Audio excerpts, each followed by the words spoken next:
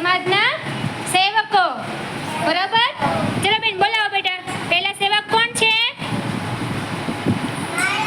વાણંદ. કોણ છે? પછી ટપાલી. પછી સૈનિક, શિક્ષક, ડોક્ટર. પછી માળી.